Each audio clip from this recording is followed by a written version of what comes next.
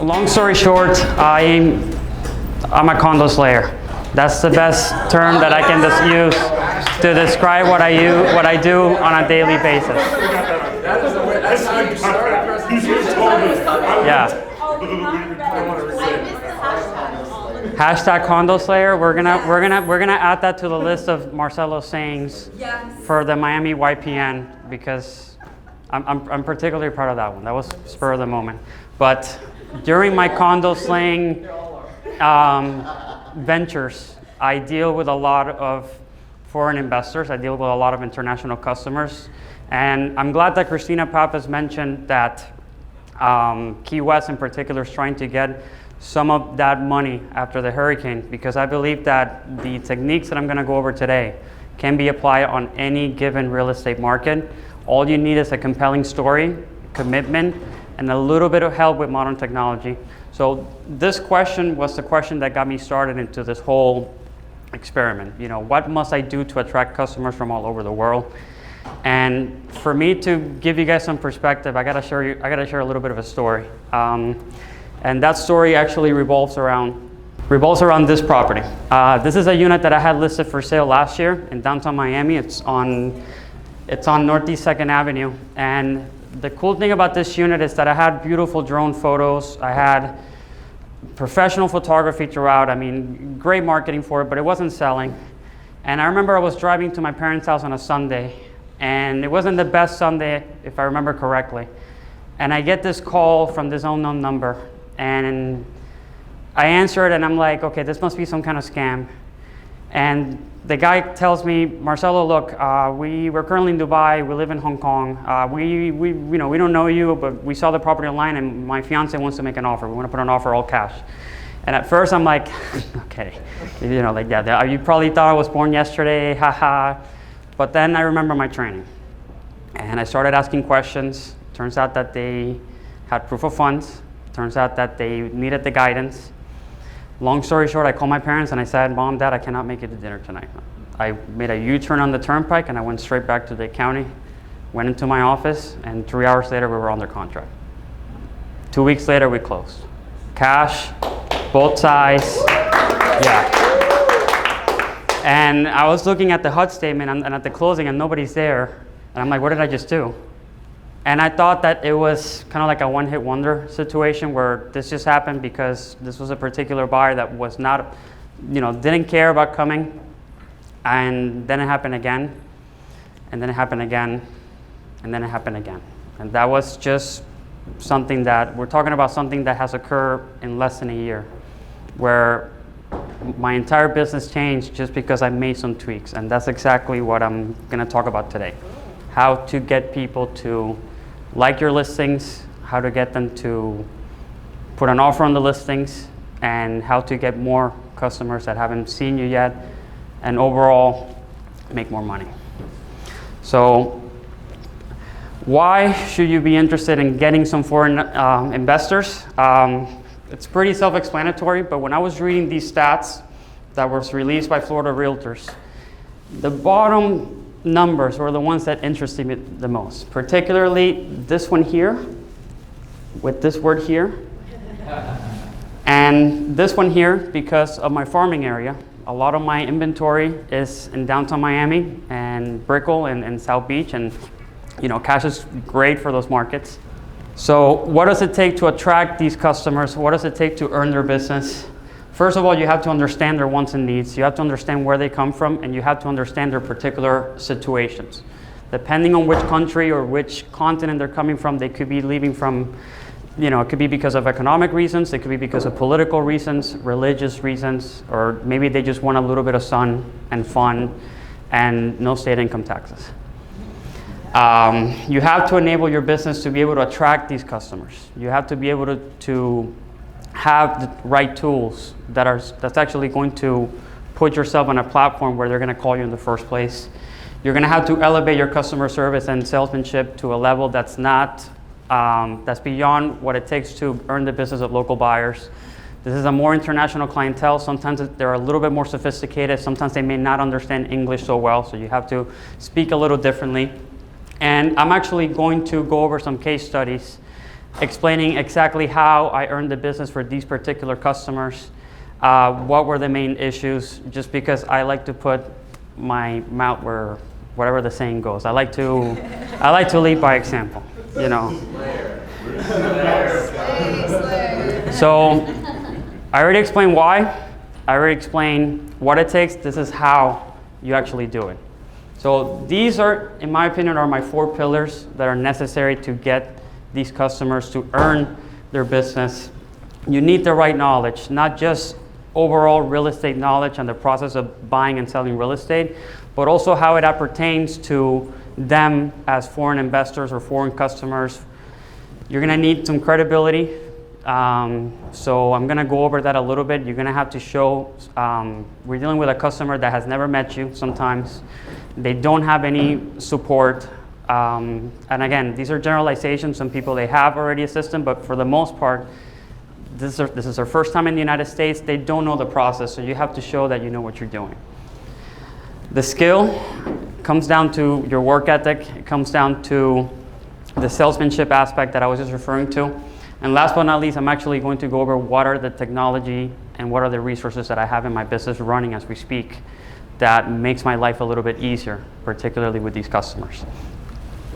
So in terms of knowledge, market expertise, because they don't know, you're gonna have to spend a lot of time educating these customers. So be ready to have a lot of patience with them.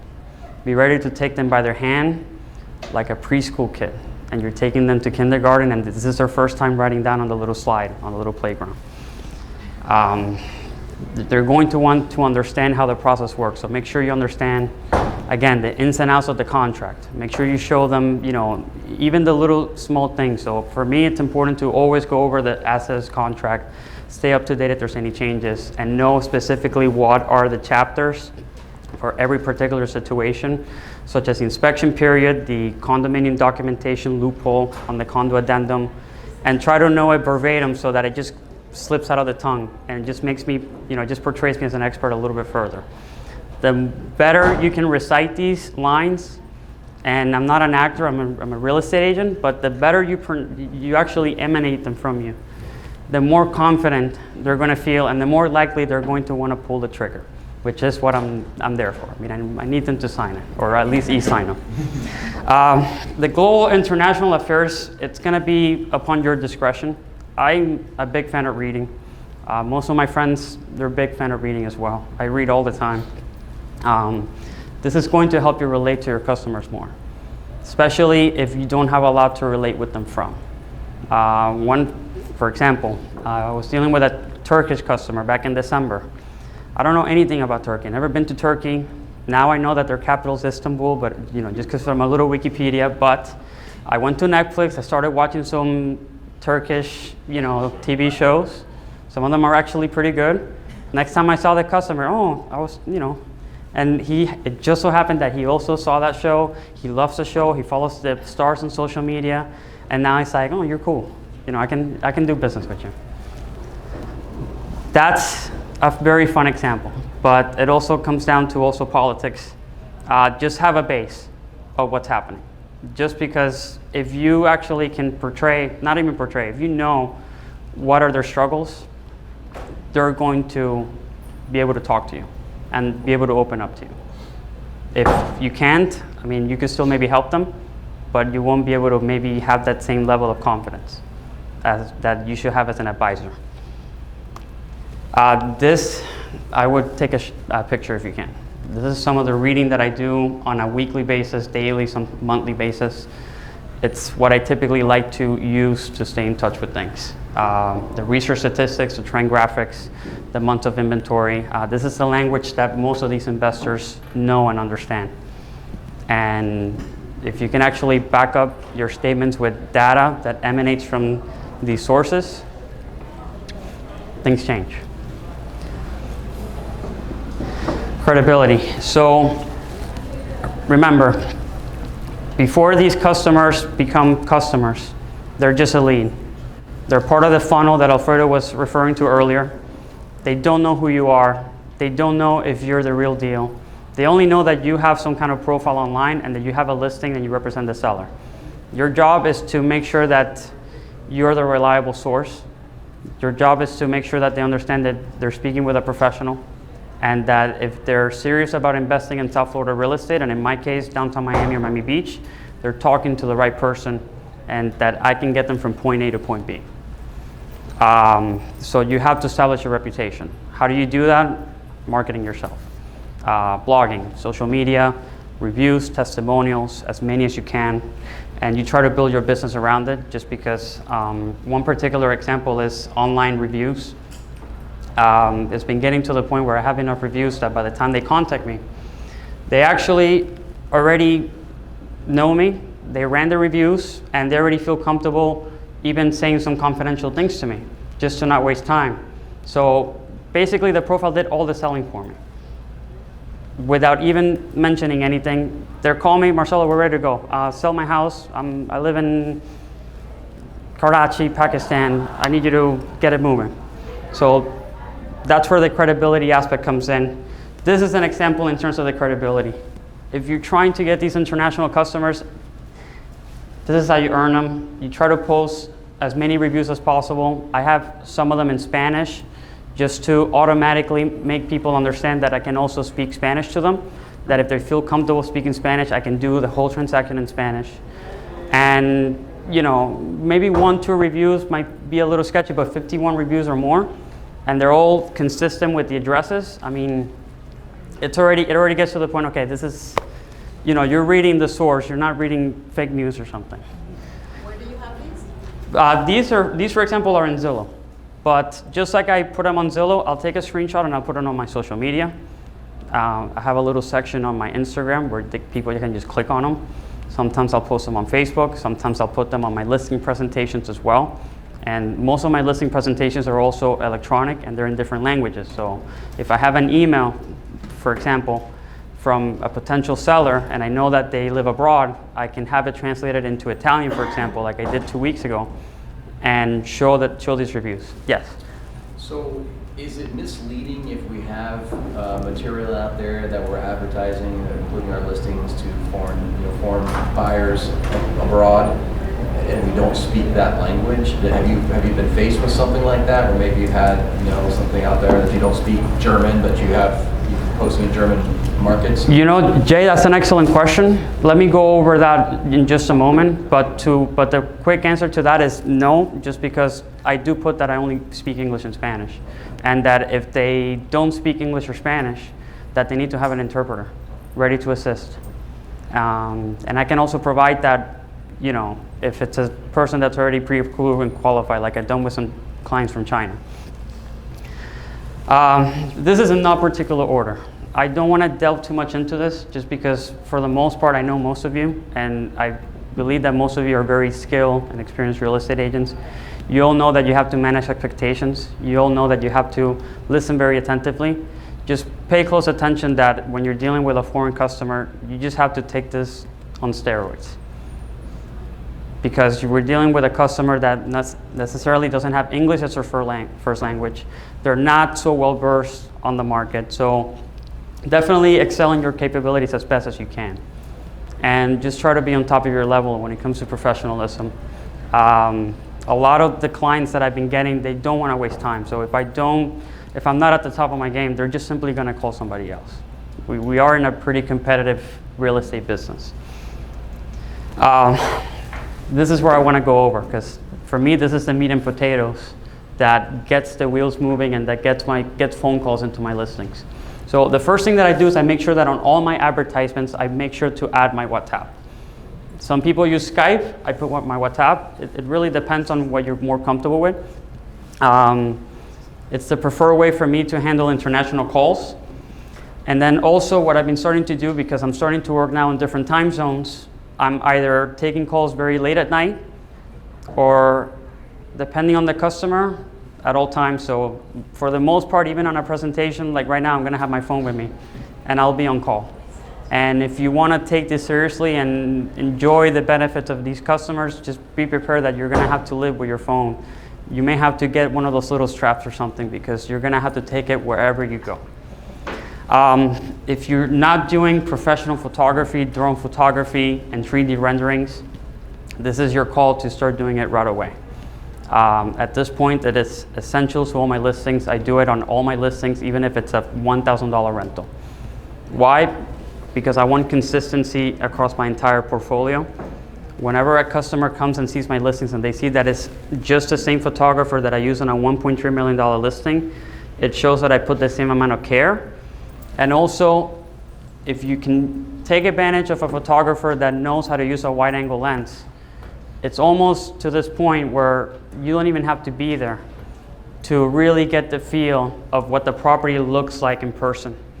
And this, in my opinion, is what's been getting people more comfortable every single day to now put offer sight unseen or make it contingent upon a showing, things of that nature. Video is also a big factor. Especially now, I'm trying to do even small videos on rentals, just to be able to make it so that they don't even have to be here if they like what they see and if they want to move forward with it. OneHourTranslation.com is what I use to translate all my advertisement. It's an online website. You can pay them by project, or you can actually get a permanent person. This is what I use for my Instagram posts. This is what I use if I want to translate my listings into other languages. I highly recommend it, and they do have a support system where you can contact them and you can explain a little bit of what you're trying to do. Is it live people that are translating it, or like Yeah, so you're going to present the project to them, and then within an hour or two, they're going to send it back to you fully ready in the language that you chose. And a lot of major companies actually actively use it. Now, bear in mind that this is for translation. It's not for interpreting.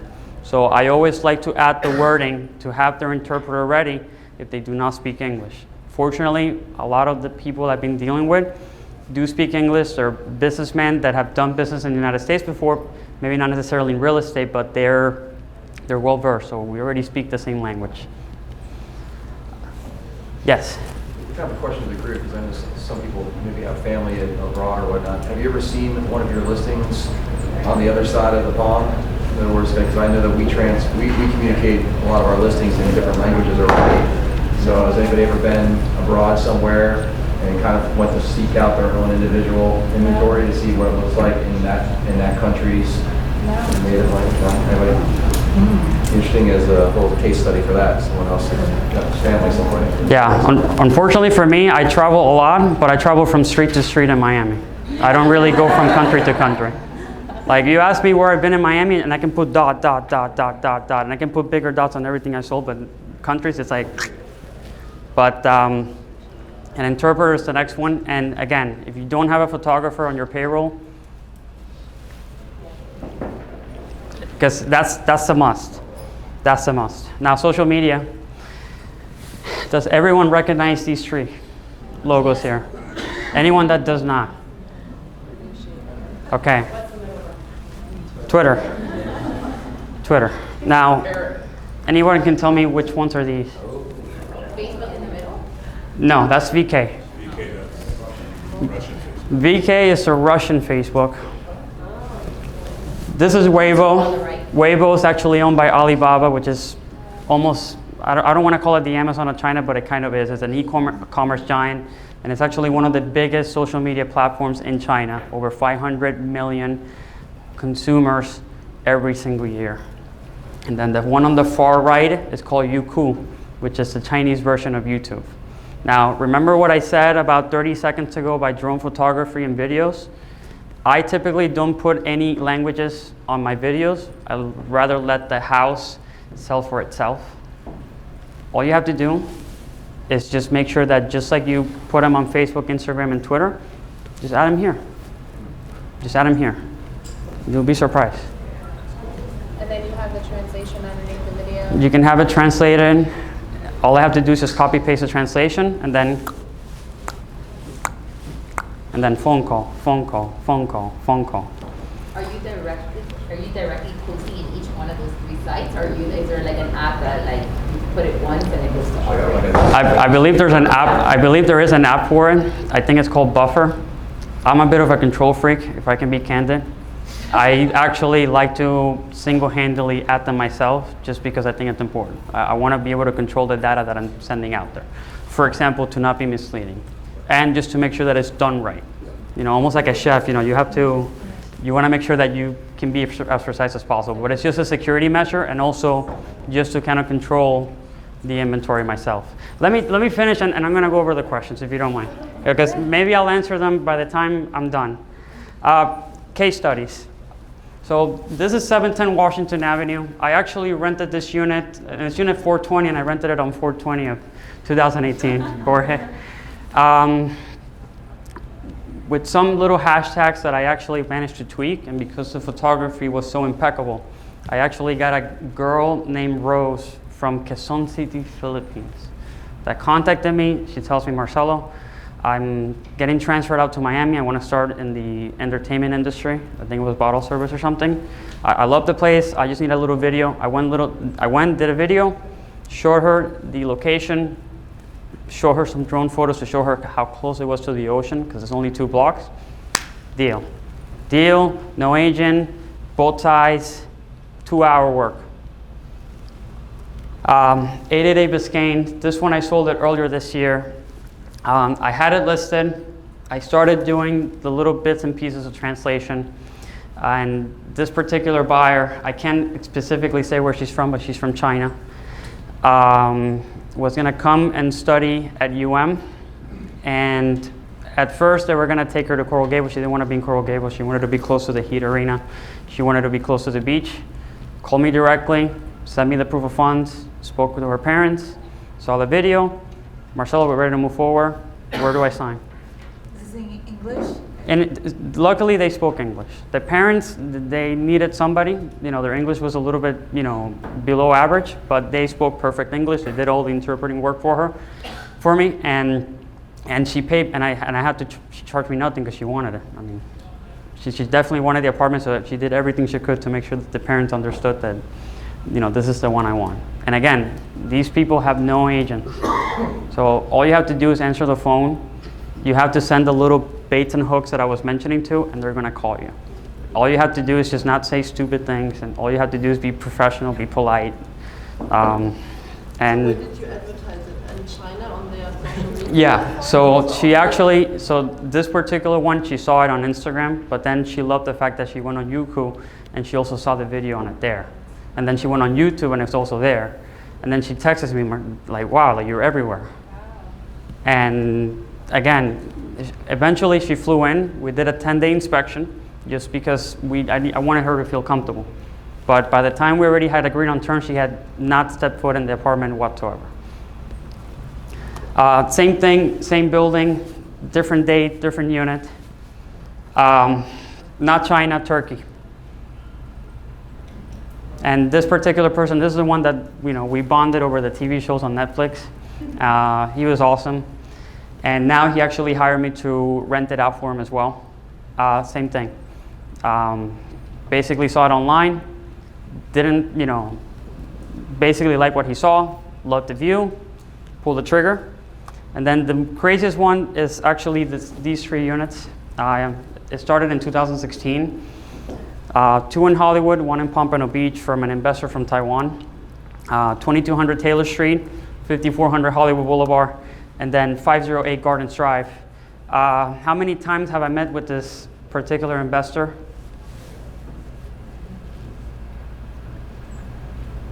Zero. I don't even know what she looks like. She could be a man, for all I know. But guess what? We spoke, back when we first started talking, she wanted to make sure that I understood the ROIs, that I understood her objectives, which is that she wanted high cash flow properties. She was tired of seeing 4 or 5%. She wanted at least 6, 7, 8% or more. I knew I wasn't going to find that product in Brickell or downtown, so I'm like, okay. I'm never coming here, Marcelo. I'm just doing this for money. I need to know if I can trust you to also rent them out. Are you going to bail on me after the closing? I said, no, ma'am, I will not. And as of this moment, I manage all 3 units for her. I don't know her. All I have to do is just, give me your bank account. I'll add it on the lease. If there's any questions, let me know. I take the pictures, and every single year, she just buys another property with me. So it's getting to the point where it's kind of becoming this monstrous thing. but you'll be surprised what you can do with just a little bit of finesse on the technical side. And as long as you remain professional and you can be consistent and you spend a little bit of money on some marketing aspects, you can actually make some amazing deals. And I would actually consider this if you're trying to, maybe in your market, get a little dose of that international customer. So, any questions? I know that there were a few. Yes, ma'am. What price range are you selling in? It's anywhere from $64,000, which is the one in Hollywood, all the way to $1,450,000, which is a listing I have on South Beach right now. So it is very mixed. My average, I would say, is around $450,000, $500,000. Yes, Jay. So two questions. You kind of answered the one where you showed us some social sites to post things on. In other countries, though, did you find that there are other places kind of like where buyers go to, like Zillow, or like the Zillow of China or Canada or places like that? Yeah. There is. I do rely a little bit on the tools that my firm provides and the tools that the association provides. The only difference is that, again, I'm a bit of a control freak, so I do sometimes go on the site and just make sure that there's no typos on them, that there's no misleading information, just because, as we mentioned earlier. But there's always tools out there. There's new sites that are coming in. We're doing new partnerships on a daily basis with new organizations that are willing to syndicate our inventory. I would say the main priority is the pictures, as I was mentioning, and something that I use to kind of focus on where do I spend my brain power? Where do I focus my brain power? Where am I seeing the money coming from? Is I check and see where's the latest direct flight coming into Miami International Airport, just because likely we're going to have new buyers coming from that respective country, and then just sales trends. The same International Real Estate Trends publication that I referenced also does a breakdown in regards to countries. Now, Canada has been up there lately. I don't see a lot of Canadians. Just like China has never been up there, but doesn't mean that you're not going to get Chinese buyers. I'm getting a lot of Chinese buyers. So it's trial and error. It's trial and error, but the advantage is that if you're like me and you already have the content, all you have to do is just, it's like sending letters and, or like sending postcards. You have to be consistent, and you just have to make sure that it's, see what sticks and see what doesn't stick. All right, guys, so I know Marcelo's really popular and he could be up here answering all your questions, but we need to keep it moving. So let's give him a quick round of applause, please.